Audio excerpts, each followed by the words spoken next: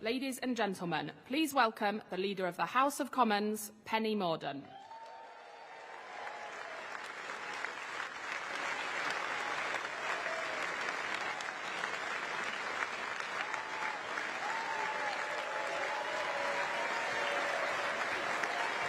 Wow.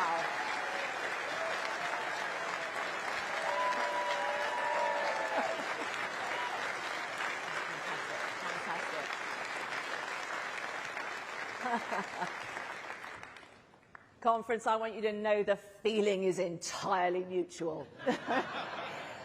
What a great conference. I love conference. It is a chance to see you all, to be able to thank you for all that you do, for all that you believe in, and for being here today. And it's important that you are, because this is the turning point. It is the point from which we are going to be measured. Now, physically getting here has not been straightforward. Mick Whelan will be very disappointed to see so many of you here. Absolutely. Absolutely. But we are quite used to people trying to disrupt our conference. Whether you're a new member, and this is your first conference, or you have been a stalwart of the party for decades, you have all had to stand up to bullies. You've had your offices graffitied, you've been trolled online, you've been called scum, you've had physical threats, some of you have had death threats, and I know that some of you in this hall today have faced sanctions and threats from hostile states. No matter what the attack, we don't back down. 39 years ago, this conference met in the aftermath of the Brighton bomb. Standing up to bullies is what we do.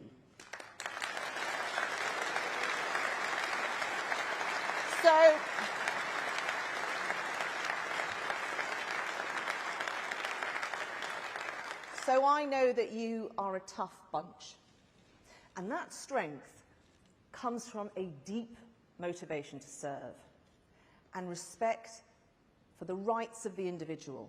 And I am glad of that courage, because what I have to say to you today is not for the faint-hearted. Conference, we face the fight of our lives, and our country needs us again to stand up and fight. Stand up and fight against the odds, against the polling, against the sneering commentary, against the inevitability of decliners and the despite Brexiters.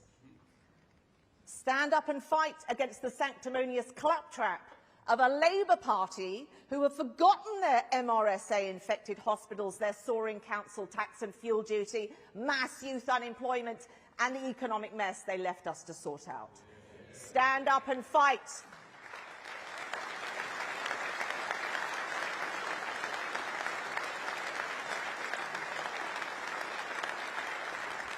Stand up and fight, because when we do, all is possible. Now, later on, you're going to be hearing from our brilliant Prime Minister. And he is going to be talking about the future, about the long term, and how politics needs to change for a brighter future. But for the time I have with you, I want you to cast your minds back. Now, as you know, I'm a Portsmouth girl, and on the South Coast, we know a thing or two about fighting. Over the years, we have been in one scrap after another, and my city still bears the scars to this day. Many of you in this hall will remember the 1980s. I know what you're thinking. Mordaunt couldn't remember the 1980s. She's far too young. Conference, I have to tell you, I was there. And one of my first memories was standing on the hot walls in Portsmouth, and I was watching HMS Hermes take the Falklands Task Force out of the harbour. And I stood proud that day. I knew, watching those men and those ships, that my country stood up to bullies. Those men and those families knew that some would not be coming back. It was deeply moving, and it moves me still to think of it. You see, it was the moment I realized courage is infectious. You see, that is what the Conservative Party is for. That is what this nation is for. We stand up and fight. We are the party and country that stood up and fought Nazis and fascists. We are the party and country whose resolve enabled superpowers to end a Cold War. We are the party and country that sent my classmates' fathers and ships from my dockyard to stand up and fight for the rights of the Falkland Islanders to self-determination. All against the prevailing wisdom that it could not and should not be done. We are the party and country that have stood from the start with Ukraine. We are the party and country that stood up for democracy, who gave our countrymen the choice to join a European trading bloc, and 40 years later, the choice to leave what it had become. We are the party and country that transformed the sick man of Europe into a titan on the global stage, who stood up and fought against militant trade unions and broke their chokehold on Britain. A few brave people with courage and conviction and love of country who thought about the long term, not short-term popularity, who knew what needed to be done and took on the bullies to achieve it. Margaret Thatcher and every single person that stood with her and fought for a better future. Now, conference, I happen to know that Lord Tebbit is tuned in to our proceedings from home, and I think we should all send him a message. Norman, we remember you today, and we thank you.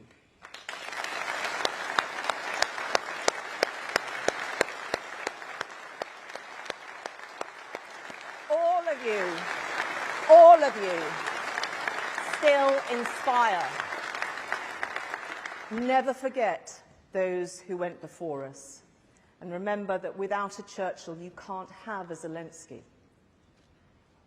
Conference, I am telling you all of this because I want you to remember that our greatest moments as a party and a country come from when we feel at our lowest ebb. And we face such a moment now. Unprecedented threats yield unprecedented opportunity. Unprecedented fears provide unprecedented challenge. So why have I taken you all back to the 1980s? Very simply, conference, because that is where the Labour Party now wishes to return. Make no mistake, they want to fight the battles of the past. All that we have worked so hard to achieve is in peril. The freedom to use our roads without protesters or politicians stopping you. The freedom to access public services and public transport. The freedom to build a business and create wealth. The freedom to invest in your children.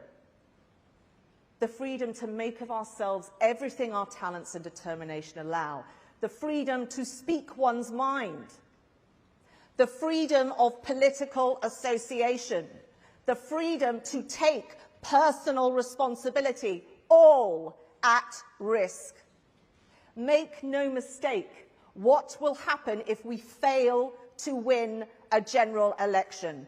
And the biggest threat of all is that the sons and daughters of Scargill are readying for a rematch of the battle of the 1980s, no less than the repeal of all the reforms and freedoms we have brought in, aided and abetted by Labour, fuelled by the politics of envy, identity and class hatred, outdated, dogmatic, irrelevant to the needs of the people.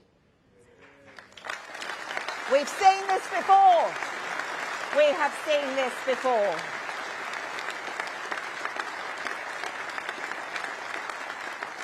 The Labour-controlled City of Birmingham Council, following the Labour-controlled Liverpool City Council into scuttling around, handing out redundancy notices to its own workers in the wake of bankruptcy. We have seen this movie before.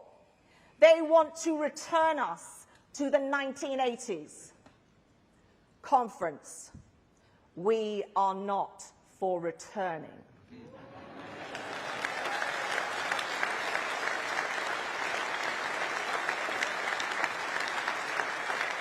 No.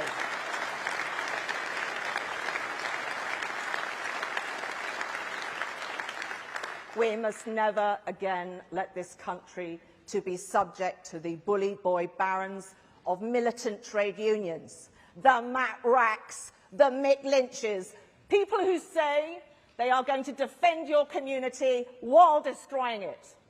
People who say to hard-working families, the best way they can make ends meet is to drive those ends further apart by going on strike. People who tell you your cancelled operation on your National Health Service that you fund is a price worth paying for them to meet their agenda. People who want to turn the BMA into the NUM. Conference, we have seen this all before. We must never again let this country be tortured by the rack and the lynch mob. They are the iron fist, the iron fist. So now, let me tell you about the velvet glove. The smooth, silky, red velvet glove that would give them cover. You see, Conference, I don't know about you, but I do not trust the leadership of Keir Starmer to be able to stand up to the iron fist. Why? Because he is not even capable of standing up to Mark Drakeford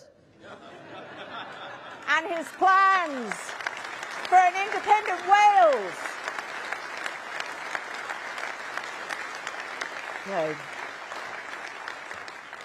20-mile-an-hour independent Wales. Or Sadiq Khan and his taxes on the working poor, or Angela Rayner and her trade union charter. He is incapable of standing up and fighting. He doesn't believe in anything. He doesn't stand for anything. Who is he? A few years ago, he wanted you all to think he was Jeremy Corbyn. He sat in his shadow cabinet knowing full well what that would mean if that man ever got into Downing Street, what it would mean for our defences. He watched while colleagues of Jewish heritage were driven from his party. And at the turn of this year, he wanted you all to think he was Neil Kinnock. He used the exact language that Kinnock used in that fantastic conference speech he made when he took on the hard left of Hatton and Heffer. And at that moment, we Conservatives, we cheered. We cheered Kinnock because we recognised his courage. We recognised his motivation because it was ours too. It didn't matter that he was our opponent. He was fighting for our country. When has Sir Keir ever done that? No. Starmer has emboldened militant trade unionism and voted against protecting the public access to the services they pay for. And now In Act 3, he wants you all to believe he's Tony Blair. Starmer will do anything and say anything to win an election. And that is where his ambition ends, along with the power that he will cede to his union paymasters and an NEC which needs a focus group to tell it to sing the national anthem. He will not stand up and fight for anything or anyone. He won't stand up for you.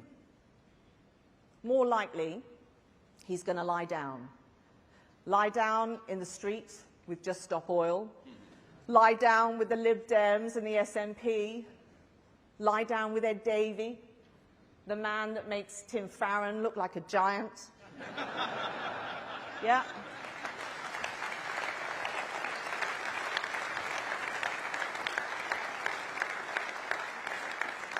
Lie down with Humza Yousaf, the man that made Nicola Sturgeon look competent.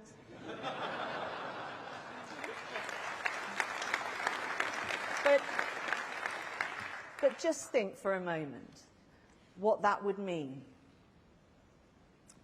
for our relationship with the EU and for the union of our precious United Kingdom.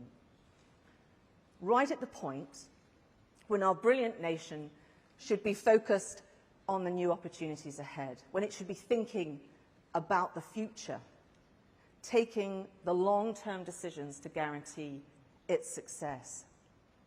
Be in no doubt what is at stake. These people will erase everything we have achieved. They will deny Britain all it can be. So if you remember nothing else from what I have said today, remember this. Stand up and fight. Stand up and fight for our families, for workers, for the protectors, for the wealth creators. Stand up for those that take responsibility. Stand up and fight for all those people that voted to leave the EU and those that voted to remain and accepted the result and wish our country well. Stand up and fight for your communities, for Scotland, for Wales, for Northern Ireland, for England.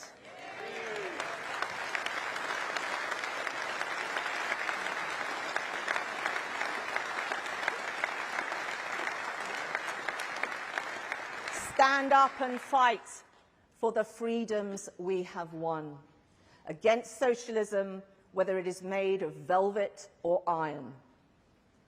Have courage and conviction, because when you do, you move our countrymen, our communities and capital of all kinds to our cause. Stand up and fight, because when you stand up and fight, the person beside you stands up and fights. And when our party stands up and fights, the nation stands up and fights.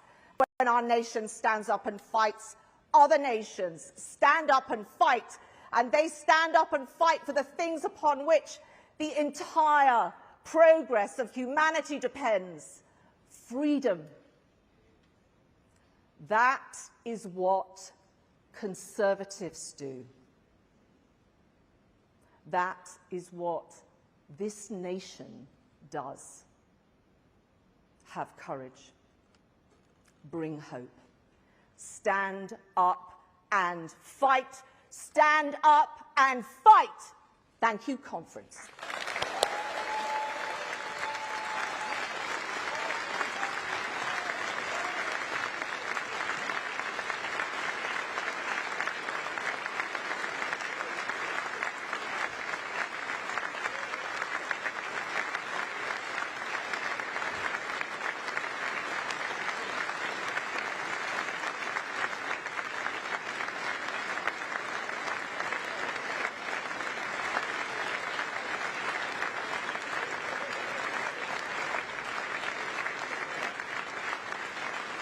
Ladies and gentlemen, please welcome the Minister for Veteran Affairs, Johnny Mercer.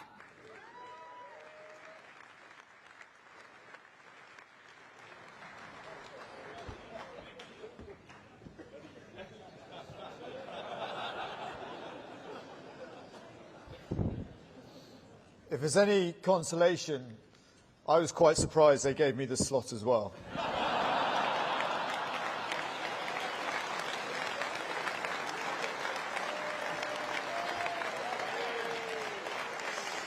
Conference, thank you very much, and good morning, and thank you to Penny.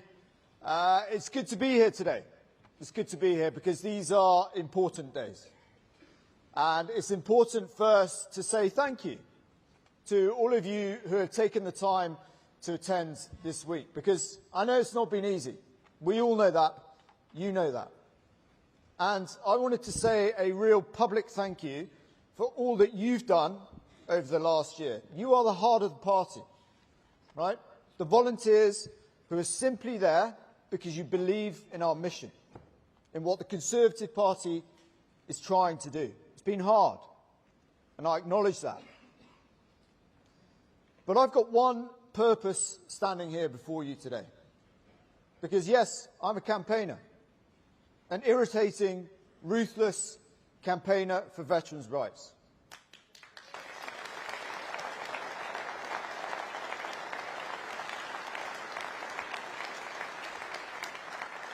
I love Plymouth, but above all of that, I'm a patriot. And the truth is, we stand at a crossroads. And I want us to really focus on what lies ahead. Because out there, there's a country that is yearning to be won over, that really does not want to vote and have a Labour government. They want to change. They want a change that works better for them. Everyone wants change after 13 years. Just ask my wife.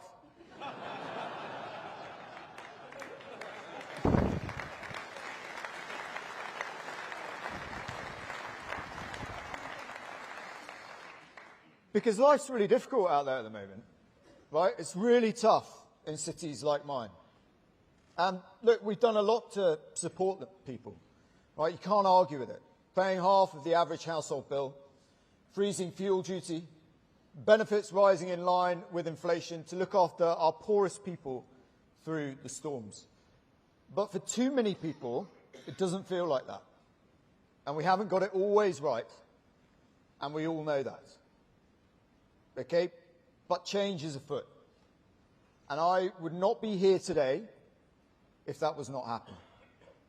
You can feel the change. You can feel the change this week.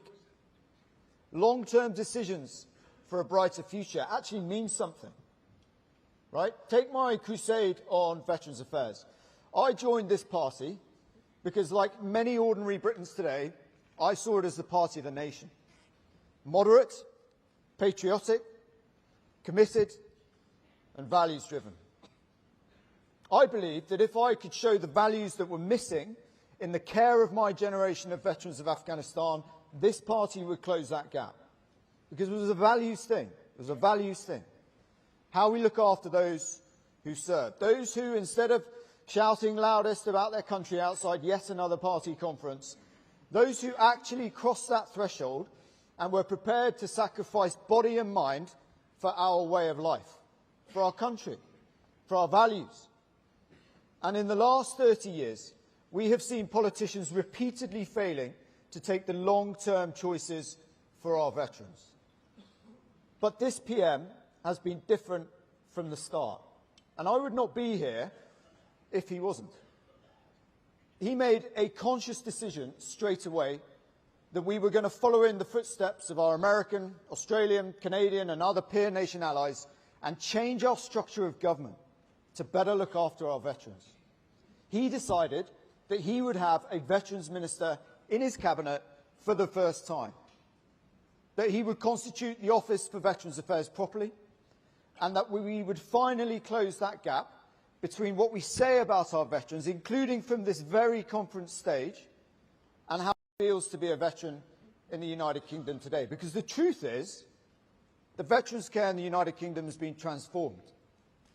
Single dedicated pathways for physical and mental health care in our NHS, backed up by millions of pounds of long-term funding.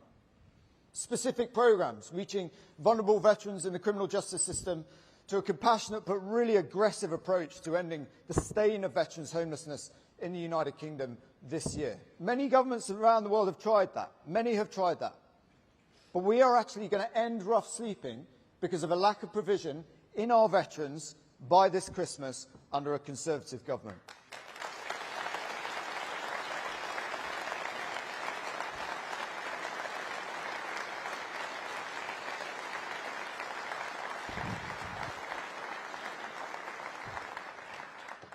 And finally, that totemic scourge on the lives of our extraordinary people who served in Northern Ireland has been removed.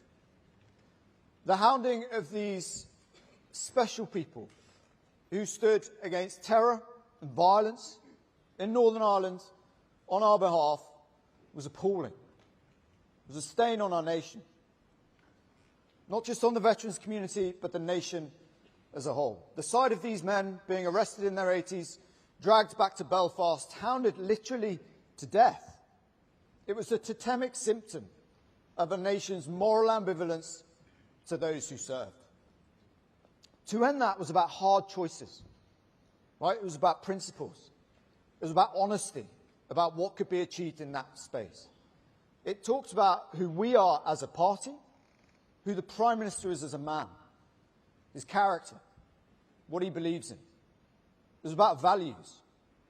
And with the Northern Ireland Legacy Act, we have now achieved that change. I pay tribute to Chris at the Northern Ireland office, of course. But mostly, I pay tribute to the unstinting bravery, patriotism and courage of that generation of veterans who served in Northern Ireland.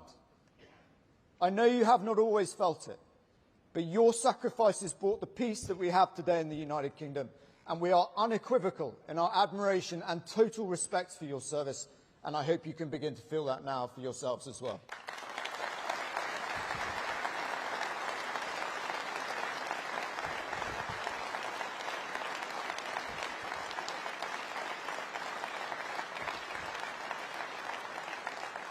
I stand before you as perhaps the one-time fiercest critic in this space, but acknowledging we have further to go, I can honestly tell you that veterans' care in the United Kingdom has never been better because of a Conservative government.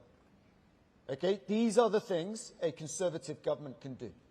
Long-term decisions for a brighter future. Labour don't even have a Veterans Minister in their shadow cabinet. They've already said they'll repeal the Northern Ireland Bill I've just been talking about. They have no plans for an Office for Veterans Affairs, because to do this stuff, you actually have to believe in something, right? And if we know anything at all, it's that Keir Starmer believes in nothing at all, right? He will bend to the highest bidder. First bit of rough water, he's going to bail out, okay? And contrast this with Rishi, voting for Brexit despite being told it was the end of his career, creating a world-leading furlough scheme throughout the pandemic, taking a leadership role in our approach to net zero with working families at the heart of it, because he's in it to serve. I know him. I know that central in his mind are the working families of this nation, who drive this nation, who serve in the armed forces, who drive the economy, and frankly deserve better than they've had from Westminster. And the British people deserve that. They deserve that leadership. We must not consign them to years of a feeble Labour government they don't want and doesn't believe in anything at all. We must hang together in the months ahead. This is the vital piece. We must hang together. Now is the time for focus, a focus on our nation, on the mission above ourselves. If we do that, I'm convinced we can get there. Let's get to it.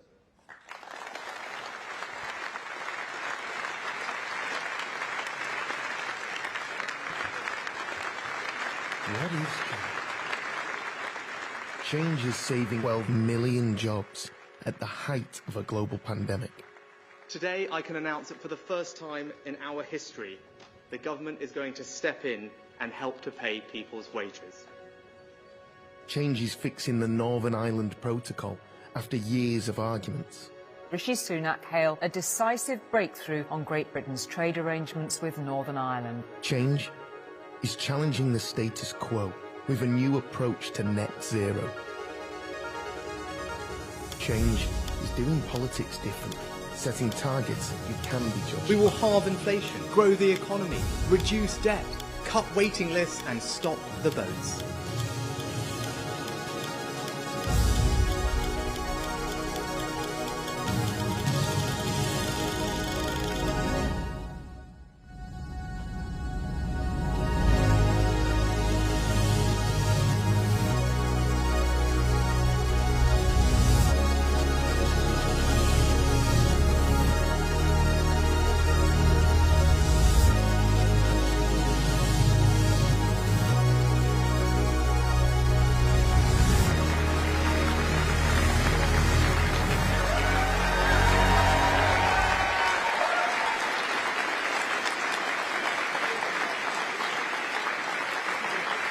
Good morning. Good morning.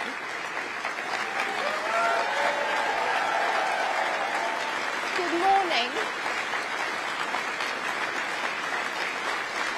And thank you.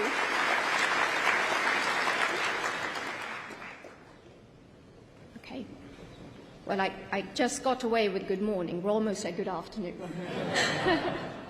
But yes, you're absolutely right. I'm not on the agenda for today. A bit of a surprise addition, shall we say. And a surprise for my husband too, who has no idea what I'm going to say. When I told our lovely girls, Krishna and Anushka, about being here today, they were also quite surprised. But look, the reason why I'm here is really quite simple. And it's because Rishi and I are each other's best friends. We're one team. And I could not imagine being anywhere else but here today with all of you to show my support to him and to the party.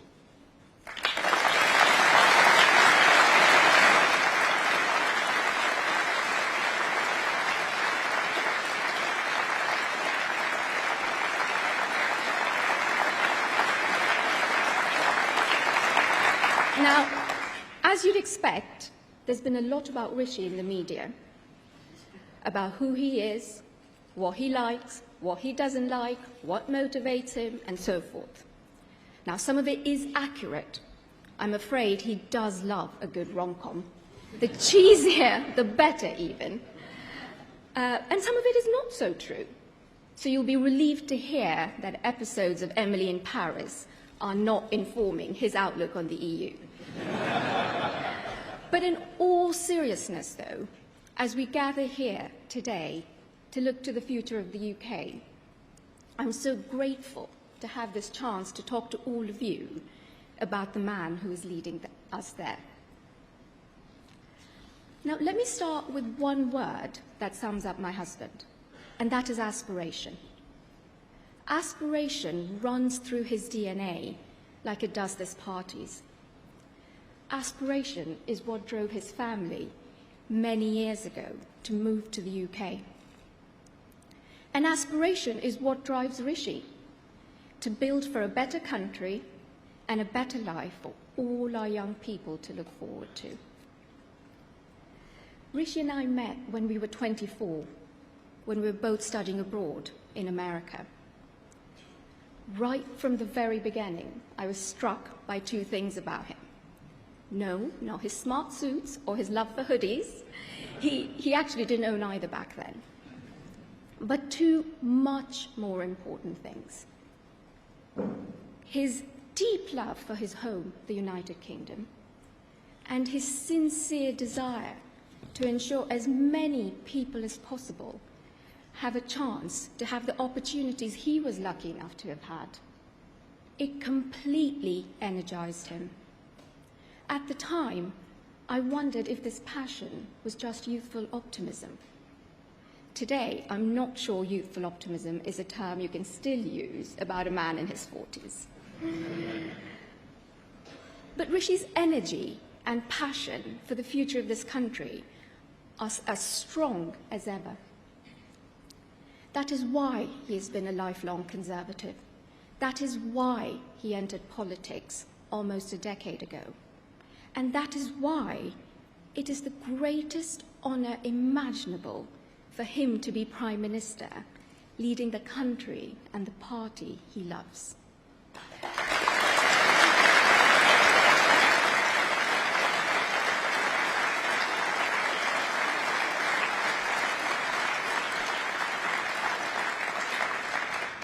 As I said earlier, getting together with Rishi almost 20 years ago was not the easy route.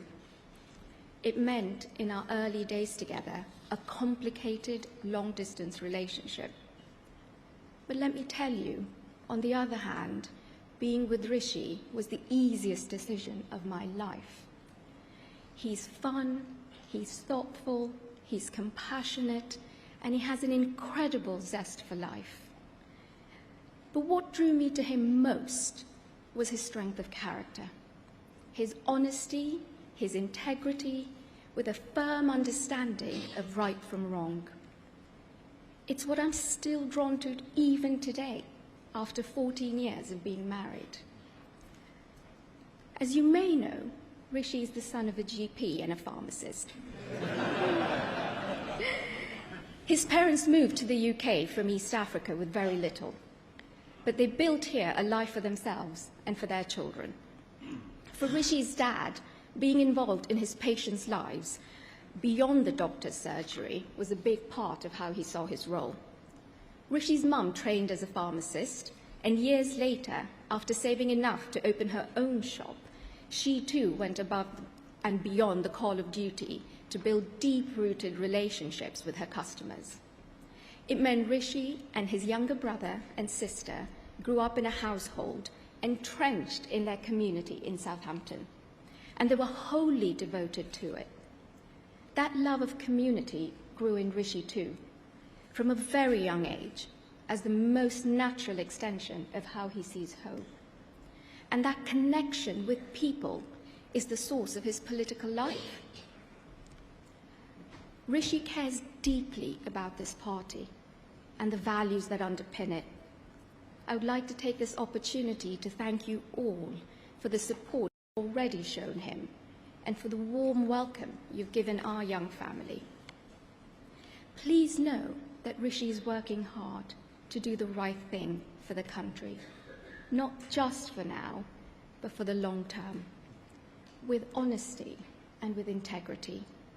That is why he has told some hard truths already, and knowing him, he'll continue to do so.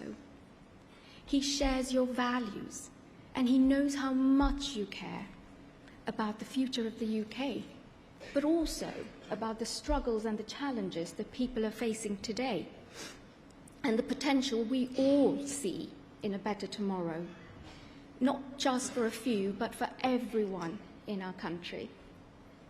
Just as with our girls, he wants the next generation to grow up in a country that offers them opportunity and hope, a country that helps them build rock-solid foundations, with a deep respect for hard work and the confidence to fulfill their potential, and a love for community in all its forms. Sometimes, when the going gets tough, I remind Rishi that he's fighting for his values, that he's fighting for this party's values, knowing that it's a hard road ahead, but success is hard won. Rishi, you know this. You know that doing the right thing for the long term, even when it's hard, is the right thing to do. And I hope you also know how proud you make our girls and me every single day.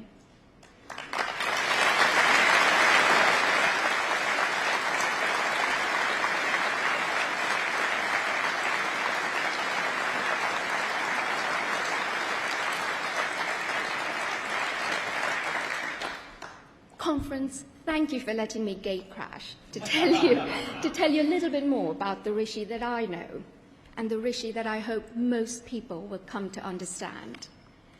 Now, it gives me the greatest pleasure to introduce you to a wonderful, wonderful father, my best friend, and your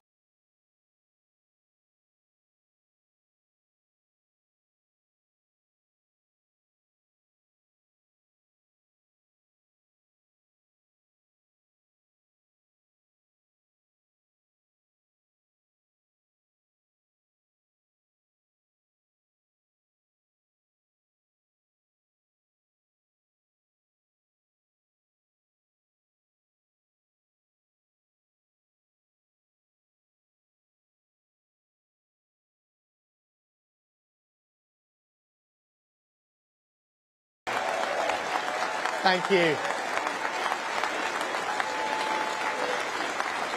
Conference, thank you. Thank you. Thank you, everyone. Thank you. Thank you, Akshata, for that introduction, and thank you for always being there for me, my wife. Truly the best long-term decision for a brighter future I ever made.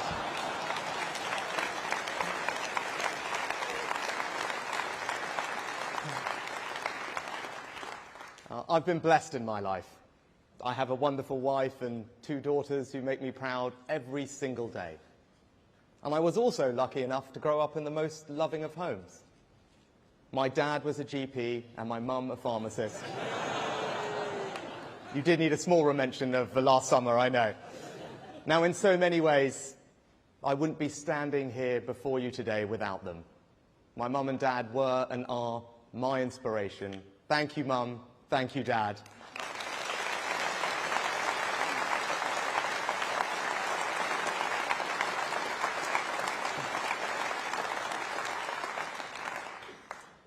Like so many of us in this hall, they understood the importance of community and made sure that I did too. They didn't believe community was some extension of government. Rather, they understood community is sustained by individuals, by those who look out for their neighbour, treat others as they would like to be treated. They understood the fundamental importance of service. It was seeing the difference they made to people's lives that made me want to go into politics. Now, my mother set up her own pharmacy. It was a proper family business. We all chipped in. As a teenager, I helped deliver prescriptions and do the books. I learnt there the importance of being able to meet your commitments and make good on your promises. Now, my parents are long retired now, but the Sunak pharmacy left me with a lasting respect for every small family business. This Conservative Party, the party of the grocer's daughter and the pharmacist's son, will always be the party of enterprise, the party of small business.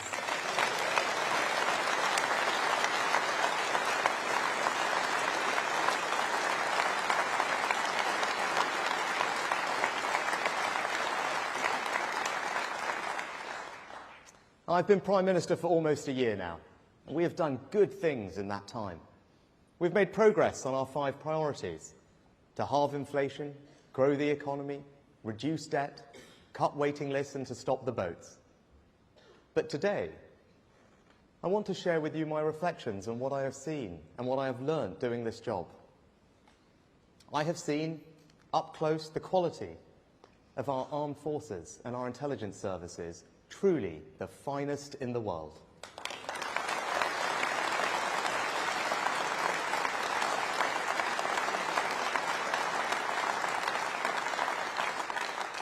The debt of gratitude we owe them is why we are making this the best place to be a veteran.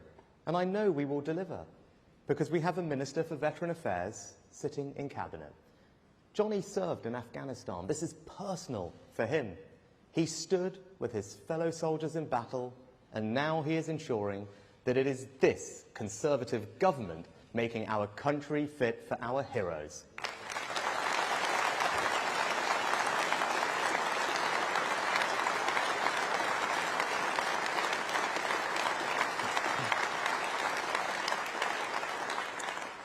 We've backed our military with record investment. Working with Ben, a great defence secretary, we put the defence budget on a sustainable footing. And now Grant will ensure that our advanced AUKUS submarine alliance with Australia and the United States keeps the world safe for decades to come and creates jobs here at home. And through our leading role in NATO, we remain the bulwark of European security. All testament to this country's global reach and influence and our determination to take long-term decisions in the national interest. By contrast, just remember that not once, but twice, Labour tried to make a man Prime Minister who didn't believe in NATO, who would have surrendered our nuclear deterrent, and who blames Britain for every problem. Sir Keir Starmer might want us to forget about his repeated support for Jeremy Corbyn, but we never will. You can never trust Labour with our country's security.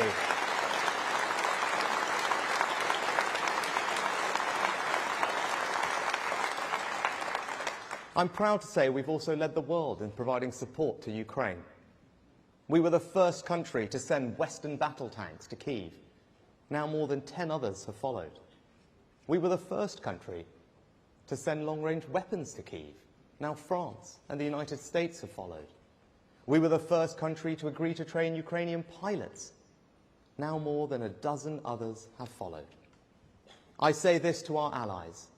If we give President Zelensky the tools, the Ukrainians will finish the job. Slava Ukraini!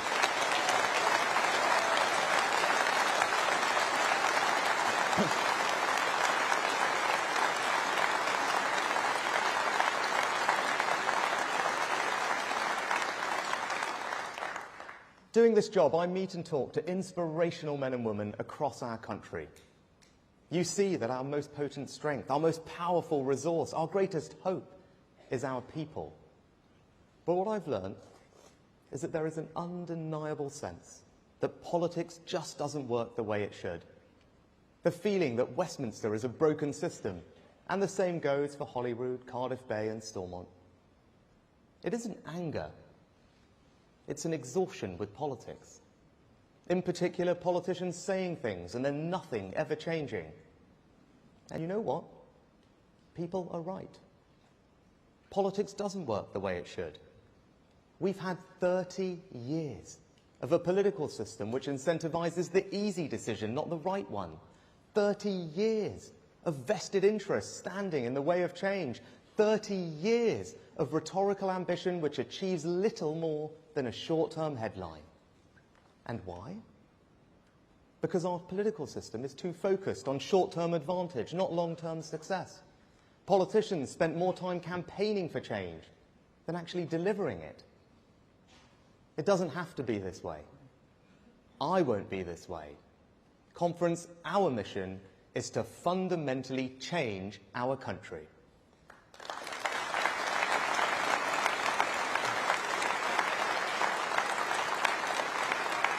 Now, the Labour Party have set out their stall to do and say as little as possible and hopes no one notices. They want to take people's votes for granted and keep doing politics the same old way. It's a bet on people's apathy. It doesn't speak to any higher purpose or brighter future. It is about power for the sake of power. It is, in short, everything that is wrong with our politics. So if this country is to change, then it can only be us who will deliver it. Because if we do not, our growth will be stunted. More places will be left behind, and ever more of our time will be spent debating the side issues and symptoms rather than the deeper, more structural challenges we face. We won't allow this to happen. So where a consensus is false, we will challenge it. Where a vested interest is placing itself above the needs of the people, we will stop it. And where common sense is under attack from an organised assault, we will defend it.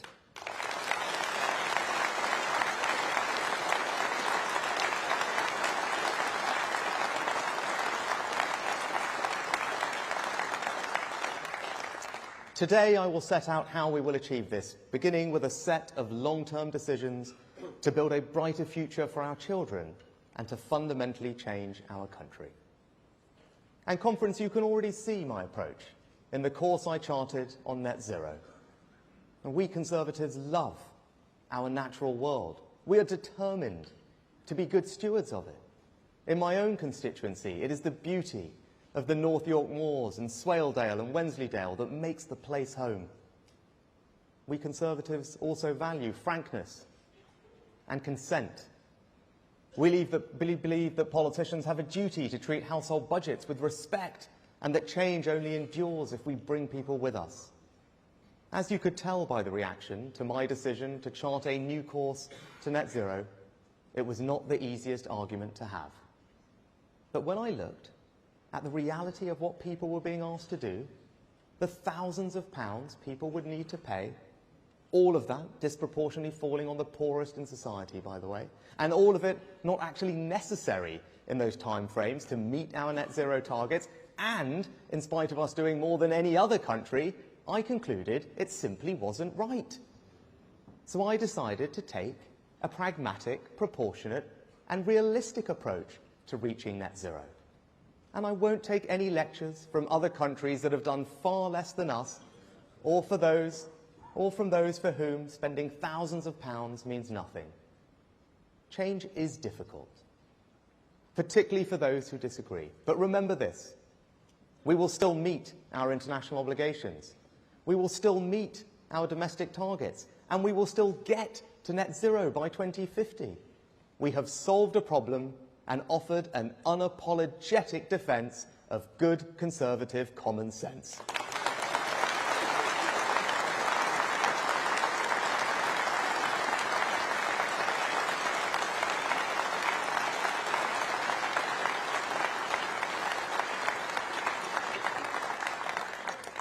So as much to the country, I make this promise to all of you in this hall. As I did last summer, I will tell it as it is.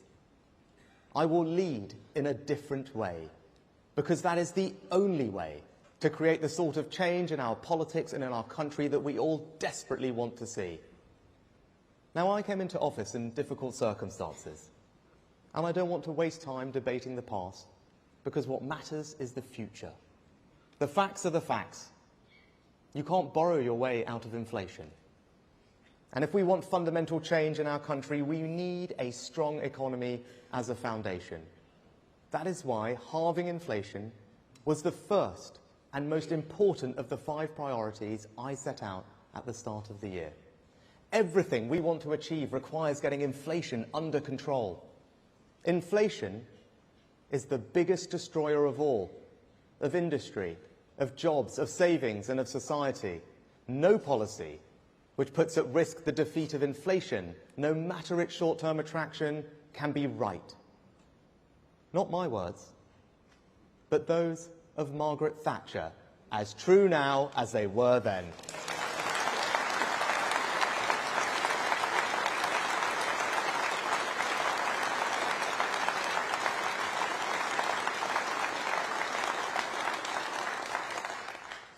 I know you want tax cuts. I want them too, and we will deliver them.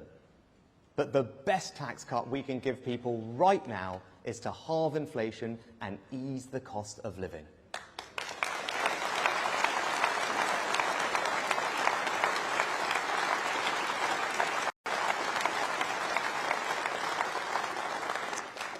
And with inflation under control, our debt reduction will become easier. And as debt falls, confidence grows. And as confidence grows, so too will our economy. We need our economy to grow faster, and for people across the country to feel the benefits of that. Like other Western economies, we haven't grown quickly enough in recent years. But don't let Labour and the others talk down our nation. We now know that we have had one of the fastest recoveries from the pandemic of any major economy in Europe.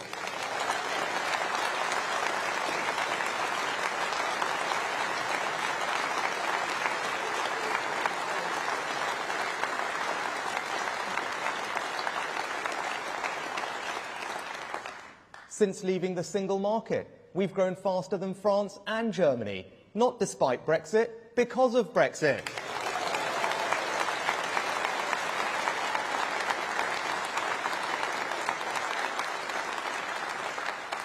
We have the largest life sciences, financial services, creative and tech sectors in all of Europe, and we have near record numbers of people with the security that a job provides. And if we want to keep growing, we have to create the conditions in which businesses can drive growth, and that's exactly what we're doing.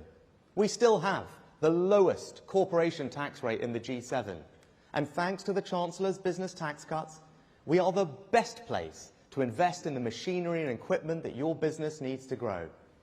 Innovation drives growth in a modern economy, so we also have the most generous tax regime for research and development in the G7. And our Brexit freedoms make us ever more competitive. From financial services to clinical trials to agriculture, we are creating a more agile regulatory system freeing up businesses to drive the growth our country needs.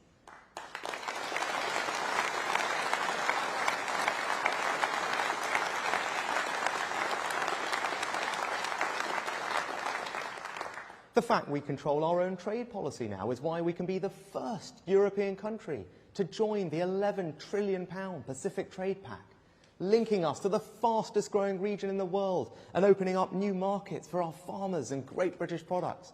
We have new free ports, from the Firth of Forth to the Solent, ensuring the benefits of trade and investment are spread across our country. And thank you, Kemi, for cutting away Brussels red tape and saving small businesses £1 billion a year.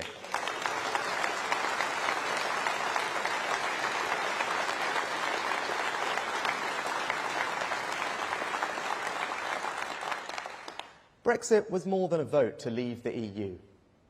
It was a vote to change, to become something more. It was a statement of our belief that Britain could begin a new story, one which reached all parts of our country and everyone in it. We must keep making the case for taking back control, because if we don't, our opponents will try and neuter this change, to align us with the European Union so that we never seize the full opportunities of Brexit. Now, we know where Keir Starmer's heart lies on this issue, and we know he can't be trusted on it either. First, he said he'd respect the referendum result. Then, he wanted a second referendum. Then, he wanted free movement. Then, he didn't. He said he wouldn't try and renegotiate our deal. Then, he said he would. And then just 2 weeks ago, he was caught on camera telling a meeting of international politicians that he now just wants to follow all the EU rules. The irony isn't lost on me. While we're busy thinking about the future of the United Kingdom, Keir Starmer's just banging on about Europe.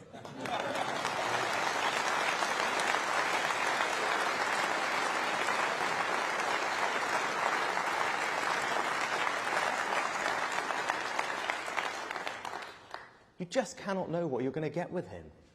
The only thing that is certain is that it won't be what he's promising you. But the worst thing about Sir Keir is that he just says whatever he thinks will benefit him the most. Doesn't matter whether he can deliver it. Doesn't matter if it's true. It doesn't matter if he said the opposite just a few weeks or months ago. He is the walking definition of the 30-year political status quo I am here to end. That is why we have to beat him, and conference, that is why we will.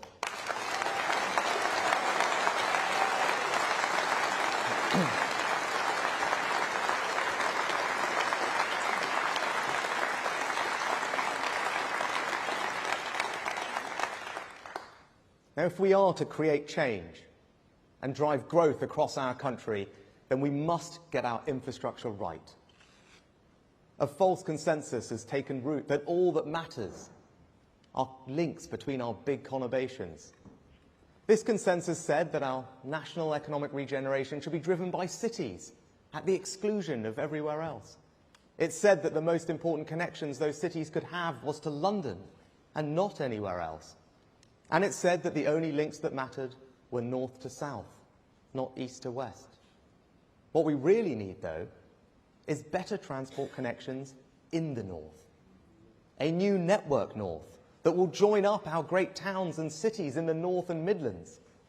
I wanted to come here to Manchester today to say that this will be our priority, our focus, our project.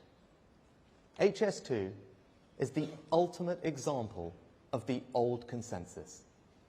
The result is a project whose costs have more than doubled, which has been repeatedly delayed, and it is not scheduled to reach here in Manchester for almost 2 decades, and for which the economic case has massively been weakened with the changes to business travel post-COVID.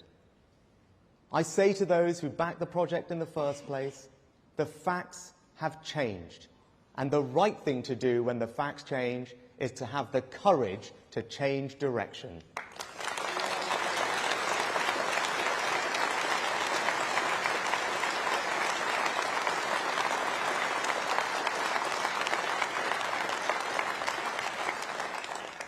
And so, I am ending this long-running saga. I am cancelling the rest of the HS2 project. And in its place,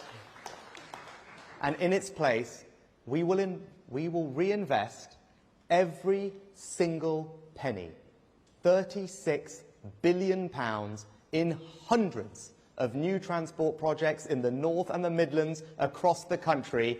This means £36 billion of investment in the projects that will make a real difference across our nation.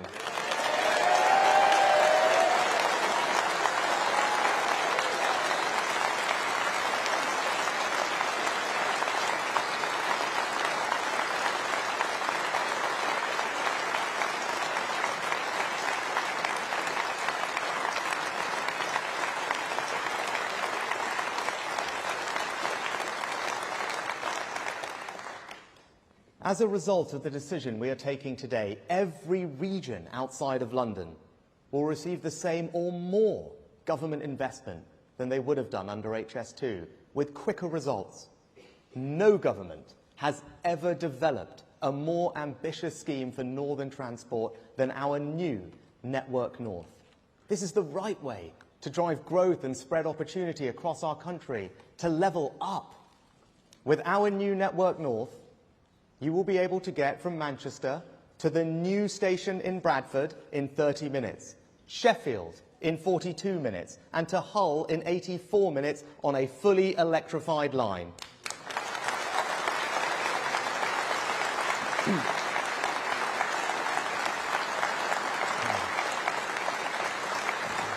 All right.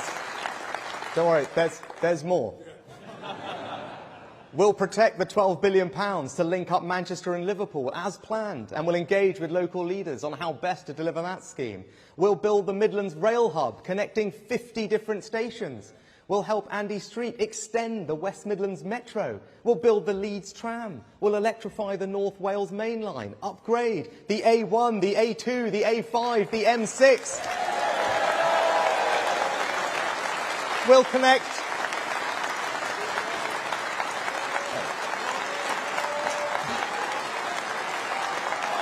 There is more.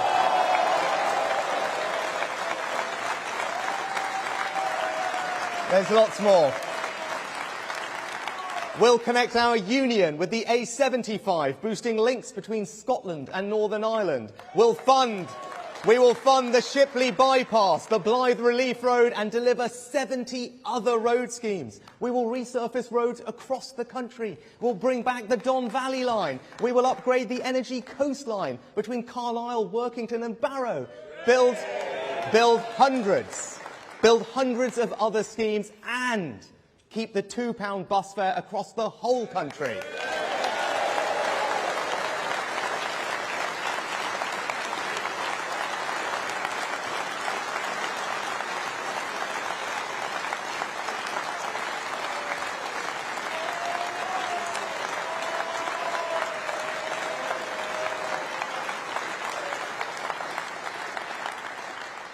I challenge anyone to tell me with a straight face that all of that isn't what the North really needs.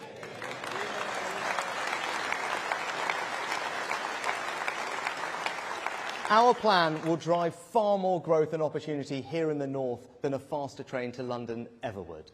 As John Stevenson and Ben Houchin have long argued, East-West links are more important than North-South ones. Now, given how far along construction is, we will complete the line from Birmingham to Euston. And yes, HS2 trains will still run here to Manchester, and journey times will be cut between Manchester, Birmingham and London by 30 minutes. And I say this to Andy Street, a man I have huge admiration and respect for. I know we have different views on HS2, but I also know we can work together to ensure a faster, stronger spine, quicker trains and more capacity between Birmingham and Manchester.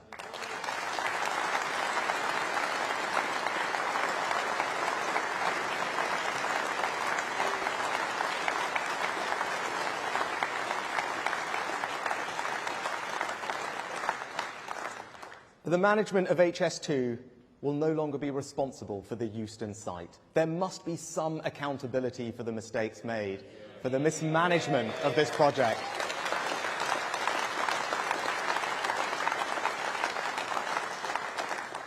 We will instead create a new Euston development zone, building thousands of new homes for the next generation of homeowners, new business opportunities, and a station that delivers the capacity we need. And in doing so, for the first time in the life cycle of this project, we will have cut costs.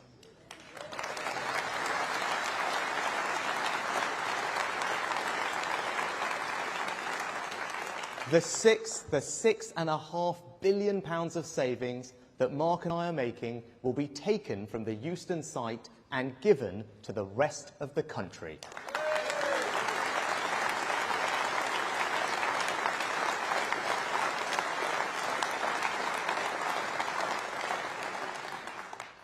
Now, the decision I've made and the stance I'm taking will be attacked. They will say that halting it signals a lack of ambition. There will be people I respect, people in our own party, who will oppose it. But there is nothing ambitious about simply pouring more and more money into the wrong project. There is nothing long-term about ignoring your real infrastructure needs so that you can spend an ever larger amount on one grand project. They will say that we have already spent so much on it that it would be embarrassing to stop. That, though, would be an absurd reason to continue, an abdication of leadership. They will say that there is somehow a cross-party consensus on the project. As I have already said, that consensus is wrong. For too long, people in Westminster have invested in the transport they want, not the transport the rest of the country, particularly the North and the Midlands, wants and needs.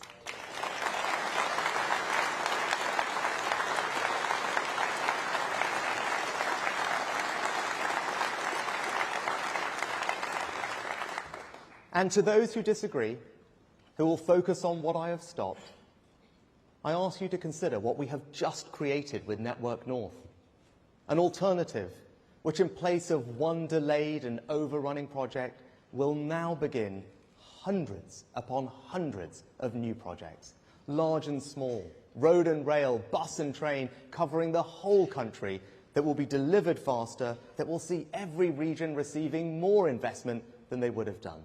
You can't have both. So those who wish to disagree with me, I respect that. But they should have the honesty to admit that they would now be cancelling the hundreds of alternative projects right across the country that people will benefit from instead. Conference, I think our plan is simply a better long-term investment of £36 billion of taxpayers' money.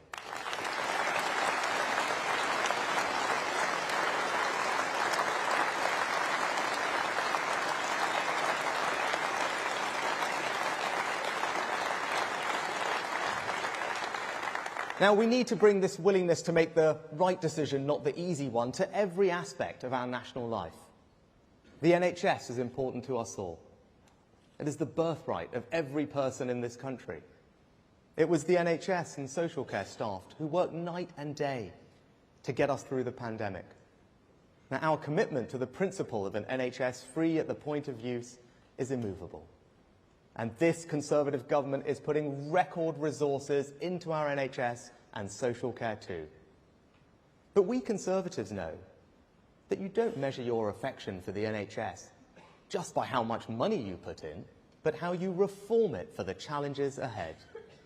I know that right now waiting lists are patients' most pressing concern. Just as in Scotland and Wales, they have risen because of the pandemic. And now strikes have led to more than 1 million cancelled appointments. Now, this is a reasonable government. We have negotiated and reached pay deals with over 1 million NHS workers, including nurses and hospital porters. We have met the recommendations of the independent pay review bodies for junior doctors and consultants in full. We have cut their taxes on their pensions as they requested. But they continue to demand massive, unaffordable pay rises, and that they have chosen to walk out this week says it all. This strike is all about politics, not patience.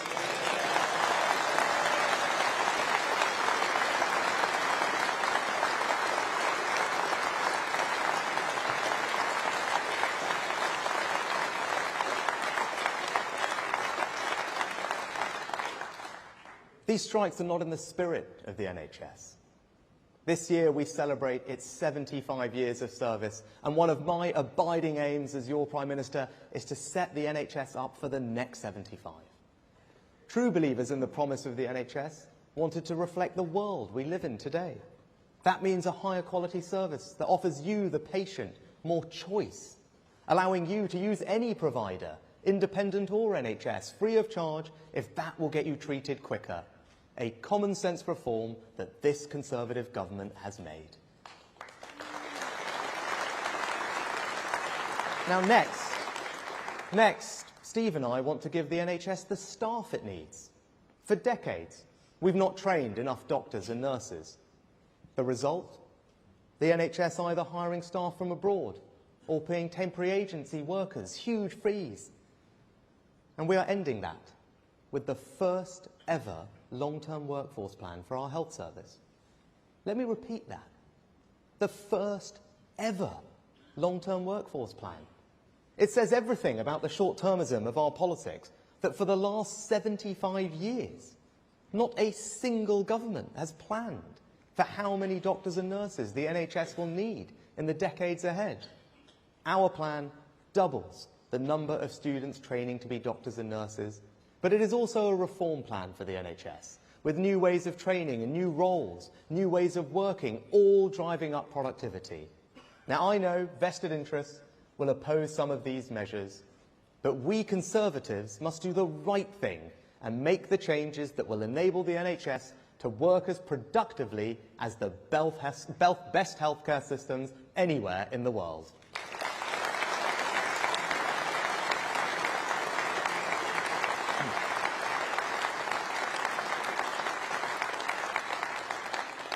And this is what a long-term decision really is.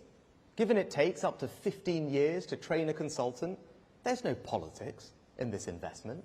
It's not about credit. It's about our kids and their kids.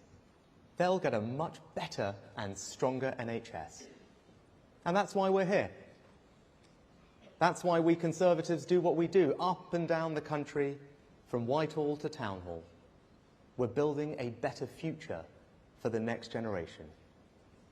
But to ease the more fundamental burden of demand on the NHS, we need more preventative care to stop people having to go to hospital in the first place. We must tackle the single biggest, entirely preventable cause of ill health, disability and death, and that is smoking. In our country, smoking causes 1 in 4 cancer deaths. It kills 64,000 people a year and leads to almost 1 hospital admission every minute. It significantly increases the risks of strokes, heart disease, dementia and stillbirth. Now, we've made great progress in tackling smoking. The number of people smoking is down by 2/3 since the 1970s. But if we are to do the right thing for our kids, we must try and stop teenagers taking up cigarettes in the first place.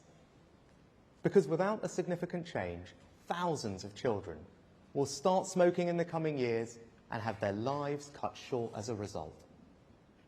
People take up cigarettes when they're young. 4 in 5 smokers have started by the time they're 20. Later, the vast majority try to quit, but many fail because they're addicted and they wish they had never taken up the habit in the first place. Now, if we could break that cycle, if we could stop the start, then we would be on our way to ending the biggest cause of preventable death and disease in our country. So I propose that in future, we raise the smoking age by 1 year every year. That means a 14-year-old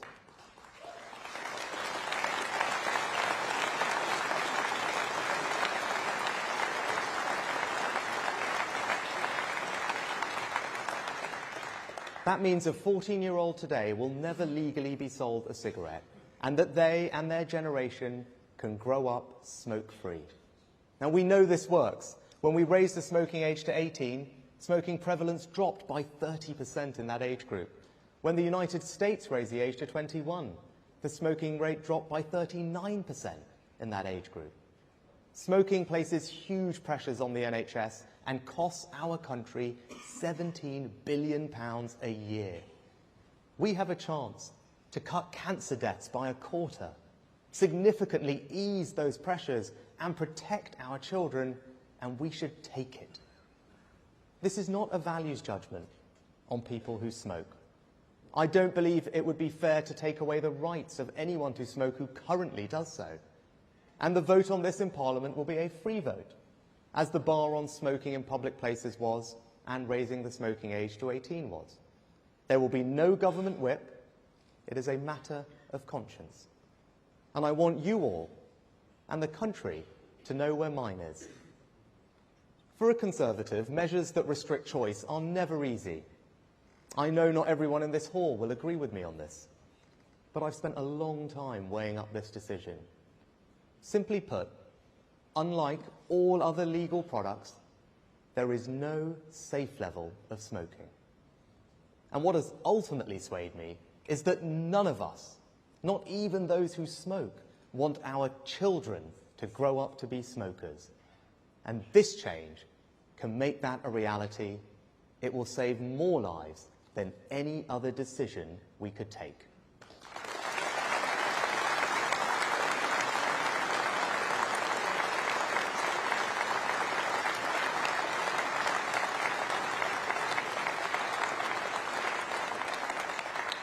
And as any parent or teacher knows, one of the most worrying trends right now is the rise in vaping amongst children.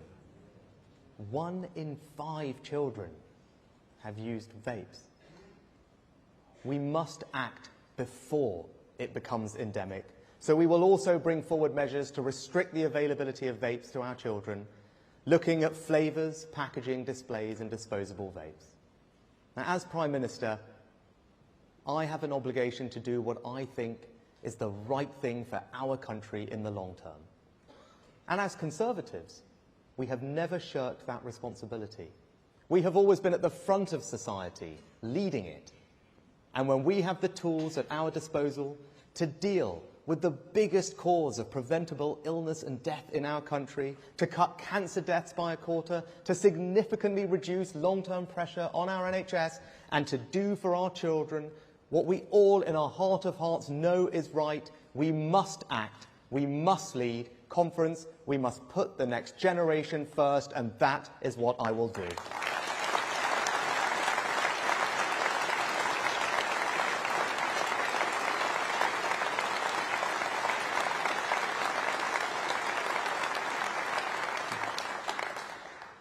But all the boldness in the world will only mean so much if we can't similarly deal with matters of fundamental sovereignty, safety and control. I'm talking, of course, about illegal immigration. It is non-negotiable that you, the British people, decide who comes here and not criminal gangs.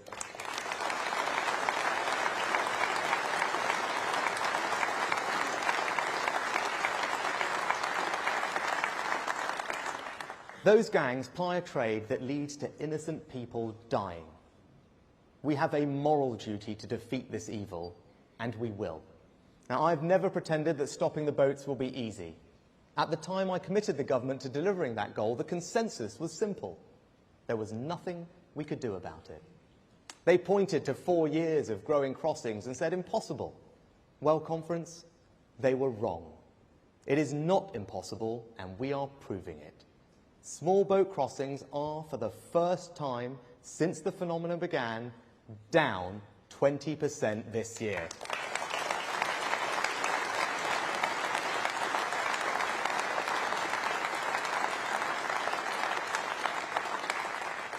All while entry into Europe is up.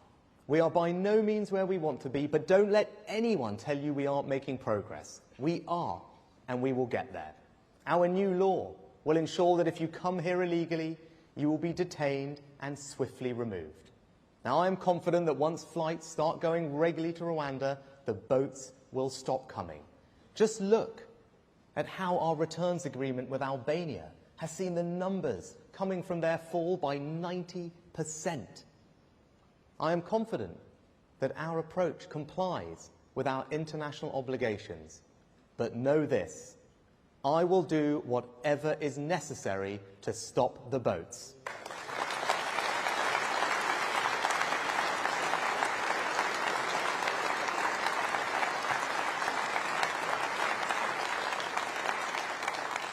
Now, by contrast, Labour's plan is to cook up some deal with the EU, which could see us accepting around 100,000 of Europe's asylum seekers. If your answer to illegal migration is to increase it, you clearly just don't get it, and that is why we have to stop them.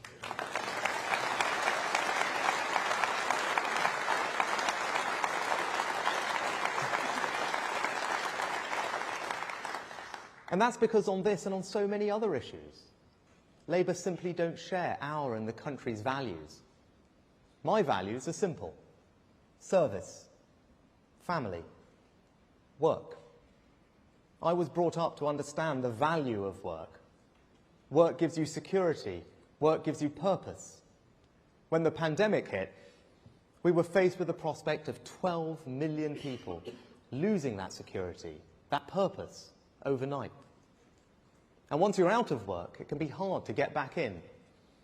I wasn't prepared to cast 12 million people into that darkness. I'm proud that furlough not only prevented this, but helped ensure our economy recovered more strongly from the pandemic than France, Germany, and Japan. Never forget the scale of what we did for so many. In 6 weeks, we did something that had never been done before, from scratch. I was told it wasn't possible, that it wouldn't work, but I got it done. Furlough was compassionate conservatism in action.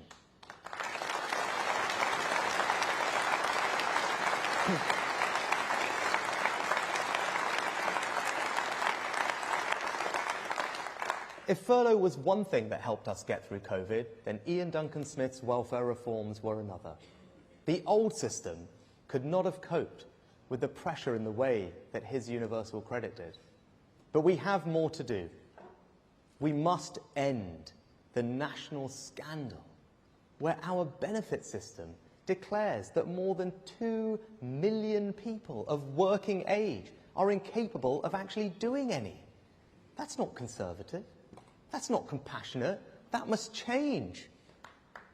In 2011, 1 in 5 of those doing a work capability assessment were deemed unfit to work. But the latest figure now stands at 65%. Are people 3 times sicker today than they were a decade ago? No, of course not. It's not good for our economy. It's not fair on taxpayers who have to pick up the bill. And it's a tragedy for those 2 million people being written off. I refuse to accept this, and that is why we are going to change the rules so that those who can work, do work.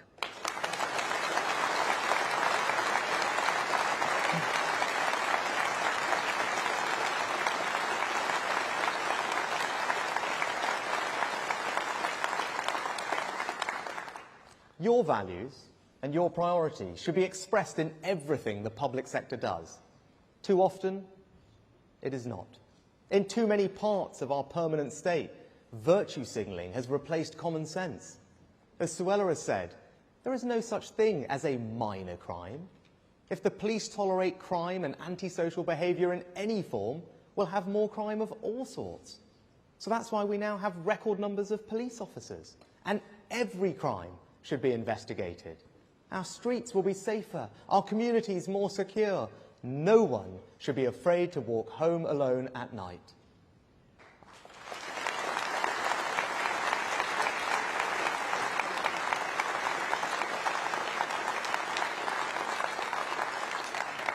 And our London mayoral candidate, Susan Hall, is doing a great job of holding Sadiq Khan to account for his failings on policing Londoners, you will be safer with Susan.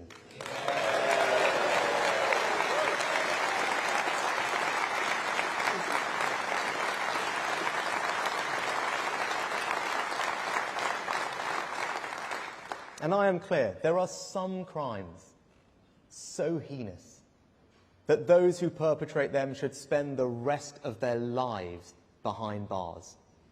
So I can confirm that we will legislate for sexual and sadistic murders to carry a full life term with no prospect of release.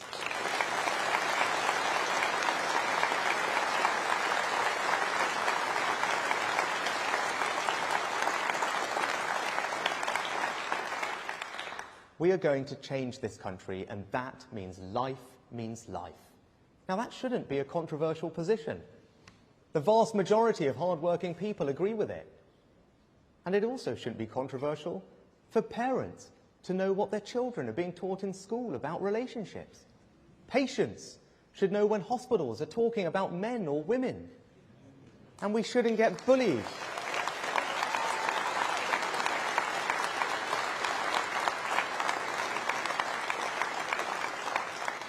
And we shouldn't get bullied into believing that people can be any sex they want to be. They can't. A man is a man and a woman is a woman. That's just common sense.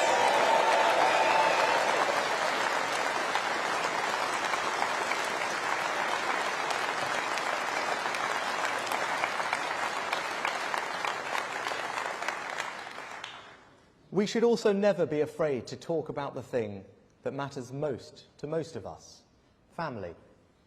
Whenever you want to talk about family, someone whispers, "Is that wise, Prime Minister?" You'll be accused of promoting a one-size-fits-all view. But in this Conservative Party, the party that legislated for same-sex marriage and is investing record amounts in childcare, we know that what matters is that love cascades down the generations.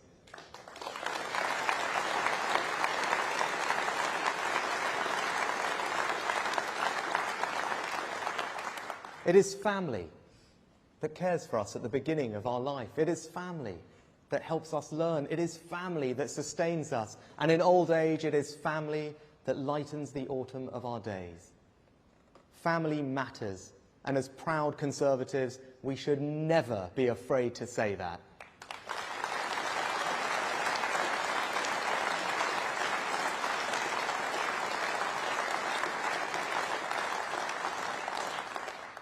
And there's another family that matters to us all, our family of nations, England, Scotland, Wales and Northern Ireland. Today, our union is the strongest it has been in a quarter of a century. The forces of separatism are in retreat across our country. Nicola Sturgeon wanted to go down in the history books as the woman who broke up our country, but it now looks like she may go down for very different reasons.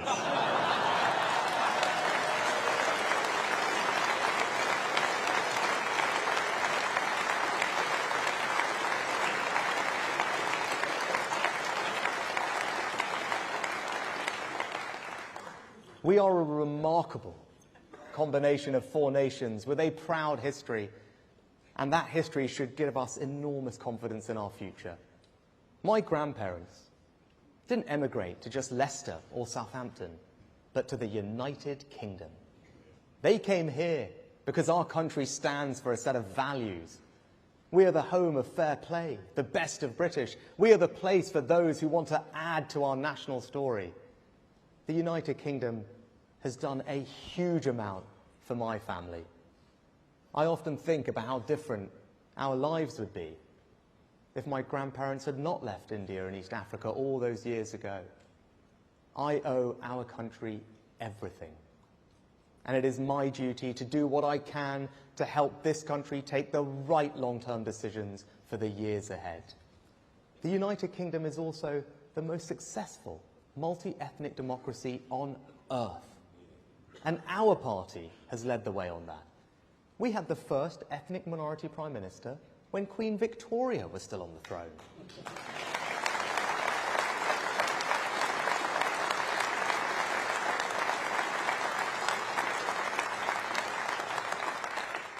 We've had 3 female Prime Ministers, and I stand before you today as the first non-white leader in our country's history.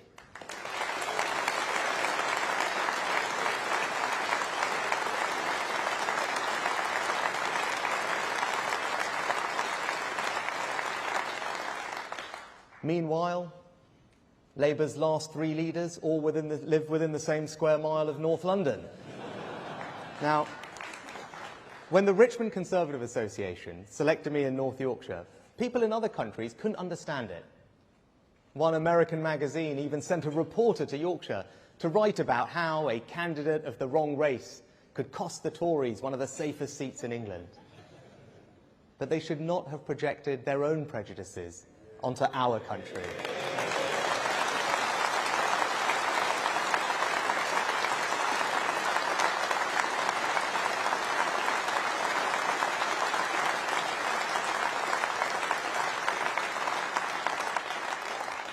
The people of North Yorkshire were not interested in my colour, but my character.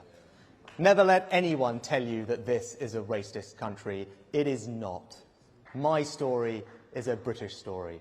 A story about how a family can go from arriving here with little to Downing Street in 3 generations. What does the Conservative Party offer a family of immigrants? The chance to become Energy Secretary, Business Secretary, Home Secretary, Foreign Secretary, even the chance to become Prime Minister.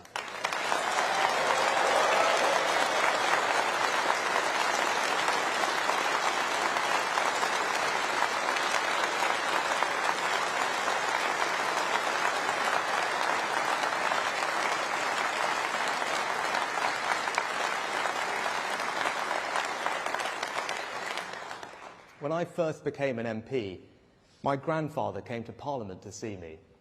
As we stood in Westminster Hall, on that floor which Disraeli and Churchill had walked across so many times, my grandfather suddenly got out his mobile phone and started to make a quick call. I was a new MP and I wasn't quite sure whether phones were allowed there or not. And I said, Nanaji, can't you just wait a moment?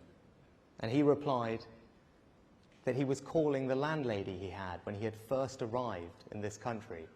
He said to me, I just wanted to tell her where I was standing.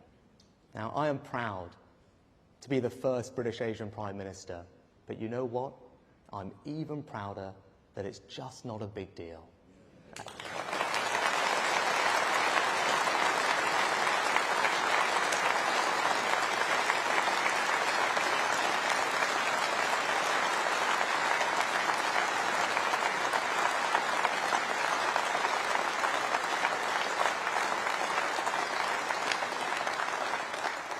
And just remember, it was the Conservative Party that made that happen, not the Labour Party.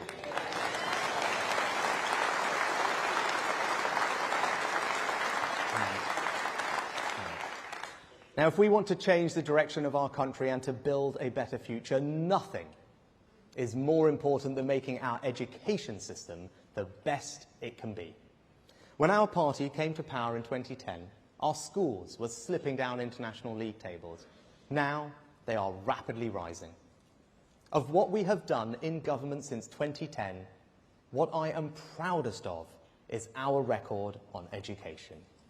With Michael and Nick Gibb, we took on a failed ideology. We brought back proper knowledge. We empowered reformers. We gave parents more choice and helped them hold schools to account. But perhaps the most profound thing we have done is to disprove the idea that there is something predestined about who will succeed and who won't. We have state schools in some of the most deprived parts of the country producing some of the best results. These schools, empowered by reform, don't think that there are limits to these children because of the postcode they were born in. Rather, they demand, inspire, and deliver excellence. A Labour government would never have done this. Rather, Labour pursued the false dream of 50% of children going to university and abandoned apprenticeships. This assumption that the only route to success was the university route was one of the great mistakes of the last 30 years.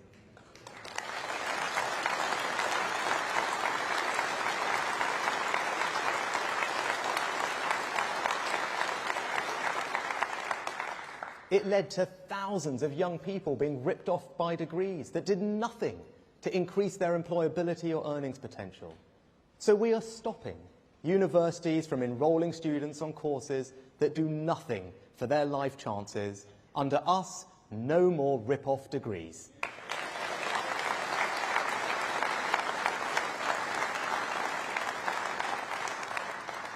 And if you want to know how much I value apprenticeships, look at the fact that in Gillian we have our first ever apprentice to be Education Secretary.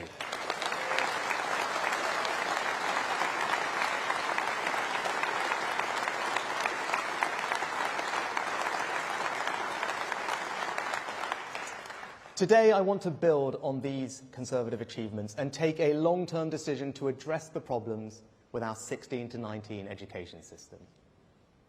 Technical education is not given the respect it deserves. Students don't spend enough time in the classroom. A quarter of our children leave education without the basic literacy and numeracy they need to fulfill their potential. And our students study too narrow a range of subjects. Today, I am changing all of that, pulling one of the biggest levers we have to change the direction of our country. We will introduce the new rigorous, knowledge-rich, advanced British standard, which will bring together A-levels and T-levels into a new single qualification for our school leavers. First, this will finally deliver on the promise of parity of esteem between academic and technical education, because all students will sit the advanced British standard. Second, we will raise the floor, ensuring that our children leave school literate and numerate, because with the advanced British standard, all students will study some form of maths and English to 18 with extra help for those who struggle most. In our country, no child should be left behind.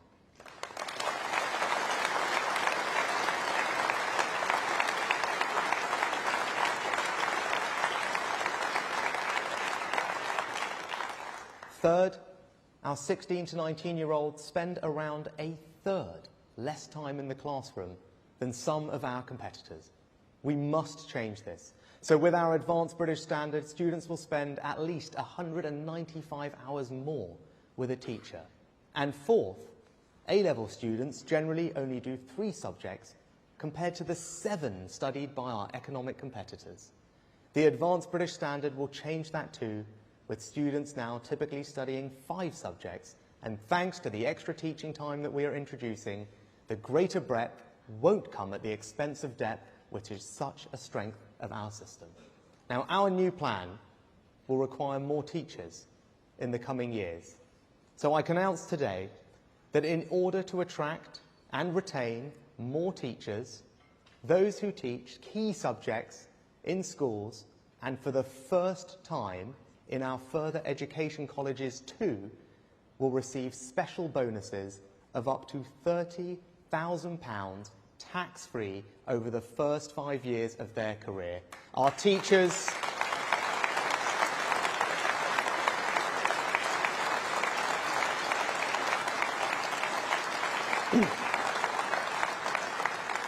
Our teachers do one of the most valuable jobs in our society, and we should reward them for that. And Conference, I can tell you, my main funding priority in every spending review from now on will be education. Why? Because it's the closest thing we have to a silver bullet. It is the best economic policy, the best social policy, the best moral policy. It is the best way to spread opportunity and to create a more prosperous society. It is not just my way, Conference, it is the Conservative way.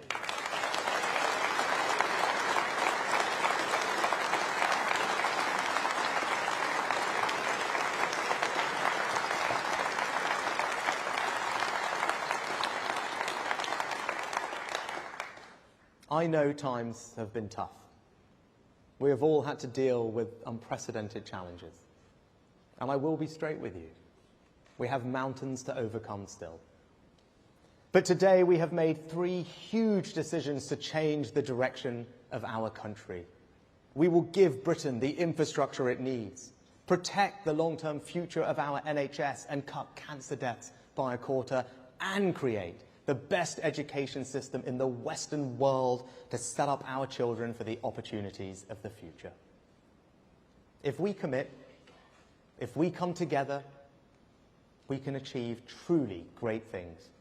We can build a country where work is truly valued, where welfare is a safety net and not a way of life, where small businesses drive our economy, where innovation makes life better, where our NHS is properly funded and properly reformed, where our children are the best educated in the Western world, whether that's at university or, yes, through an apprenticeship, where the scourge of antisocial behaviour is treated as the crime it is and not some social condition, where for the most violent offenders life means life, where the people and their government decides who comes here and who can't, where the next generation can achieve the dream of owning their own home, where the elderly grow old with dignity and where the young grow up with opportunity, where decency and mutual respect bind communities together, where the very idea of Britain is a symbol of hope and stability across the world, and where our United Kingdom remains united.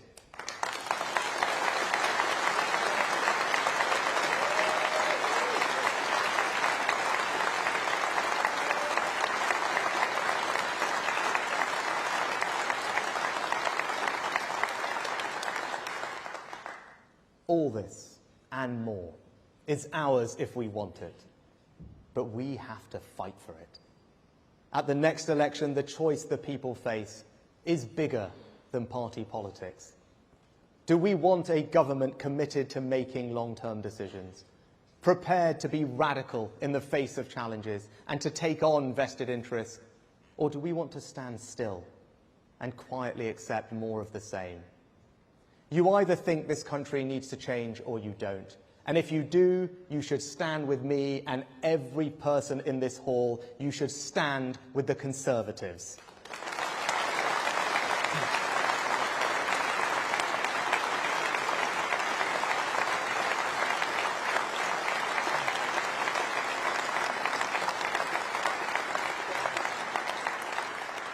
Today, this party put the needs of the British people first. We've taken the decision many should have done, but didn't. We've ended the HS2 drama and in its place will embark on a full-scale national reinvestment in the infrastructure people actually use and want and the skilled workforce who will build it. And no more hiding. No more pretending in the face of overwhelming evidence. Too many sons and daughters, fathers and mothers are lost to lung cancer, heart disease, dementia, stillbirth, and we can change that. Today, we went beyond ideology and put the people first again and committed ourselves to ensure our children and grandchildren can be the first generation that doesn't have to suffer the false choice to quit smoking or not because they will never have started. Today, we set a course for our education system that will set our children up for the opportunities of the future. No more rip-off degrees, no more low aspiration, no more denigration of technical education, just the best education.